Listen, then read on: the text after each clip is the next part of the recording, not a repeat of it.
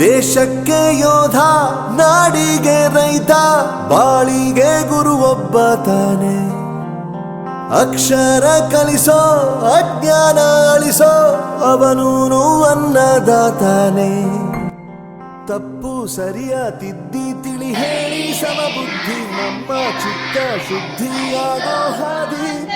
ಎಷ್ಟೇ ದೂರ ಹೋದ್ರೂ ಮರಿಬೇಡ ನಿನಬೇಡು ನಿನ್ನ ಸಾಧನೆಗೆಲ್ಲ ಇದುವೇ ಆದಿ ಪಾಠಶಾಲಾ ಪಾಠಶಾಲಾ ಪಾಠಶಾಲಾ ಪಾಠಶಾಲಾ